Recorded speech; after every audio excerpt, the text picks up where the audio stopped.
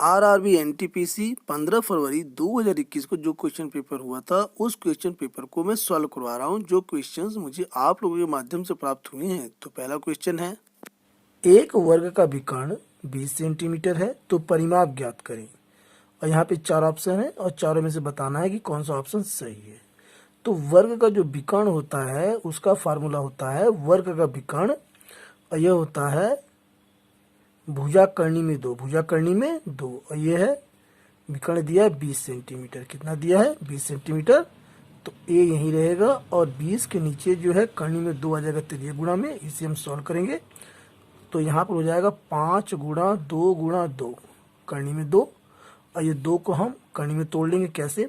5 गुणा 2 गुणा में करनी में 2 गुणा करनी में 2 बट्टे में करनी में 2 है, इससे कट जाएगा एक करनी में 2। तो यहाँ पर भुजा हमारा आ गया ए बराबर 5 दूनी 10, यानी 10 करनी में 2, 10 करनी में 2 सेंटीमीटर। भुजा हमारी जो वर्ग है ये वर्ग होता है, और इसका चारों भुजा बरोबर होता है, और ये होता है इसका विकर्ण यानी इसका कर्ण।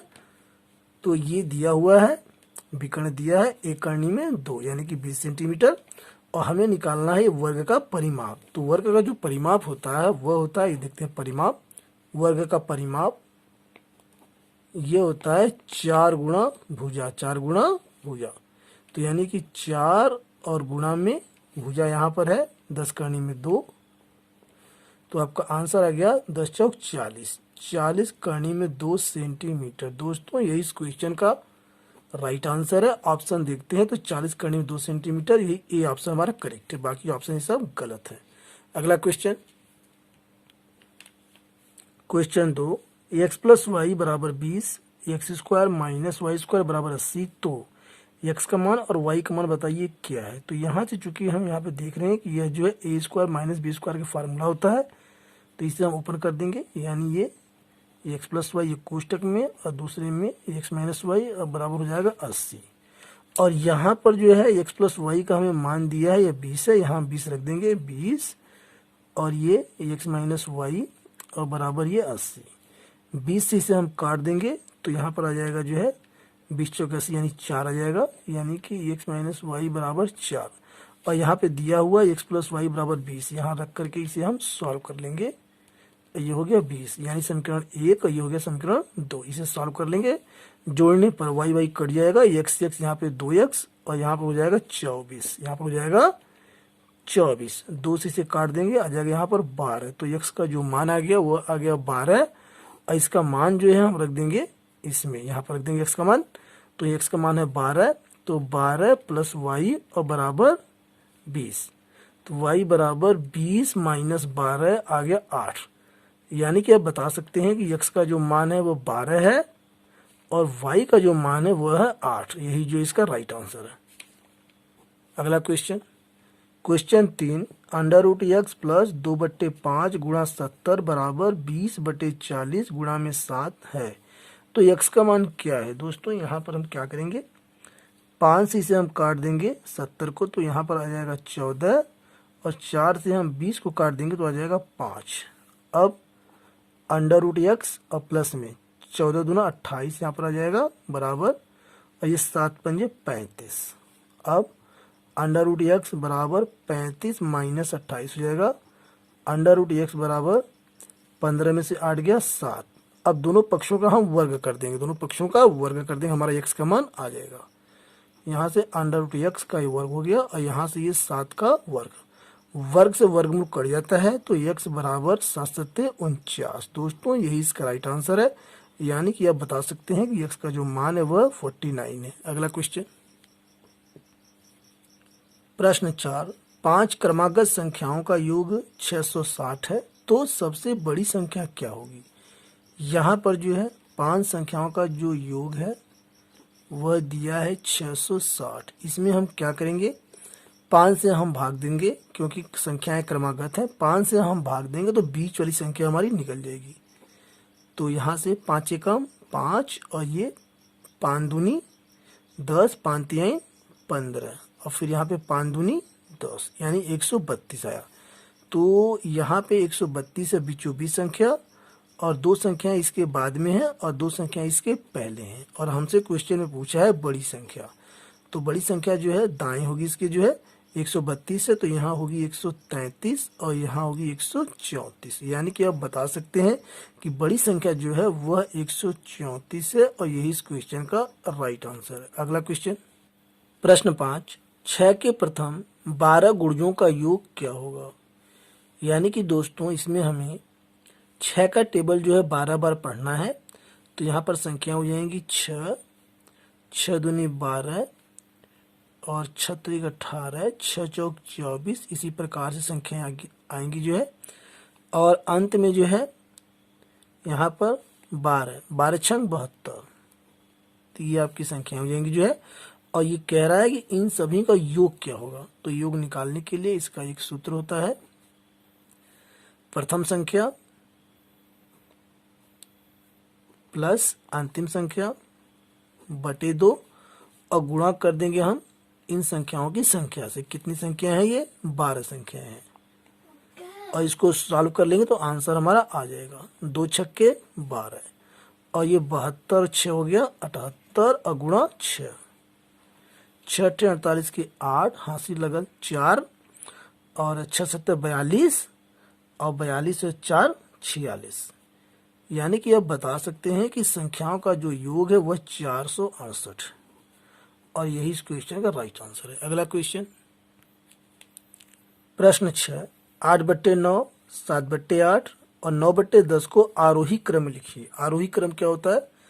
बढ़ते हुए क्रम को आरोही क्रम कहते हैं। तो यहाँ पर हम क्या करेंगे कि अंश और हर का हम अंतर निकाल लेंगे। यहाँ पर अंश और हर का हम अंतर निकालते हैं तो अंतर जो है यहाँ पर 1 आता है और इसमें भी जो है अंतर जो 7, 8 का अंतर जो है 1 है और यहाँ जो है 9, 10 का अंतर भी 1 है। तो यहाँ पर जो अंतर है, अंतर समान होने पर सबसे छोटा जिसका अंश सबसे छोटा होगा वह छोटी संख्या होगी और जिसका अंश बड़ा होगा वह बड़ी संख्या होगी। तो यहाँ पर आरोही क्रम में आप लिख सकते हैं, सबसे पहले ये छोटा अंश है ये 7, तो 7/8 जो है ये सबसे छोटा है और इससे बड़ा है ये 8/9 और सबसे बड़ा है 9/10। तो यही दोस्तों जो है आरोही क्रम है और यही इस क्वेश्चन का राइट आंसर है। अगला क्वेश्चन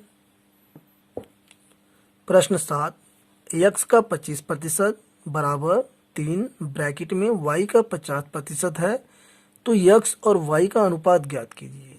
तो यहाँ पर दिया हुआ है x का 25%, तो x गुना 25 और बटे में 100 और यहाँ पर है 3 और गुणा में y का यानी का माने गुणा 50/100, तो 100 से 100 कट गया और 25 दूना 50, तो यहाँ पर x बराबर 3 दूनी 6 y यहाँ आ जाएगा जो है 3 गुणा में, तो x/y और ये हो गया 6/1। तो यानी कि आप अनुपात बता सकते हैं कि x अनुपात y, इसे आप ऐसे भी तो लिख सकते हैं बराबर 6:1।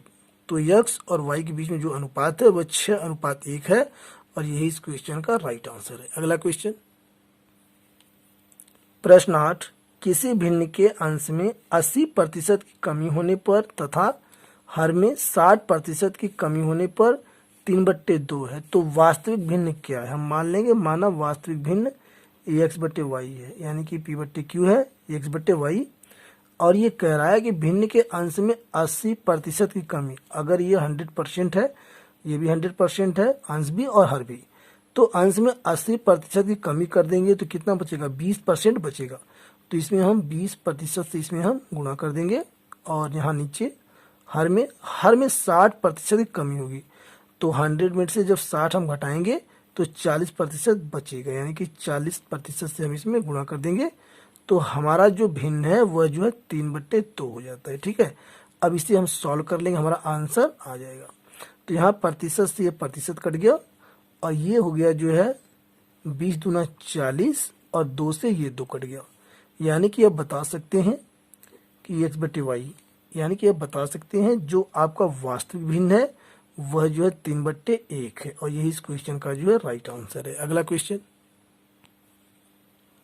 प्रश्न 9, किसी वस्तु का क्रय मूल्य ₹60 तथा विक्रय मूल्य ₹90 है तो प्रतिशत लाभ ज्ञात कीजिए। दोस्तों यहाँ पर जो लाभ होता है, लाभ जो है विक्रय मूल्य माइनस क्रय मूल्य होता है। 90 में से 60 आप घटा देंगे तो 90 माइनस 60 बराबर 30 रुपये, यानी 30 रुपये का लाभ है। अब हम निकालेंगे प्रतिशत लाभ। प्रतिशत लाभ का सूत्र होता है लाभ बटे क्रय मूल्य। क्रय मूल्य है 60 रुपये और प्रतिशत के लिए 100 से हम गुणा कर देंगे। तो यहाँ से 30 दूना 60 और 2 से हम काट देंगे 100, आ जाएगा 50। यानी कि ये बता सकते हैं कि लाभ जो है वह 50% का है और यही इस क्वेश्चन का राइट आंसर है। अगला क्वेश्चन,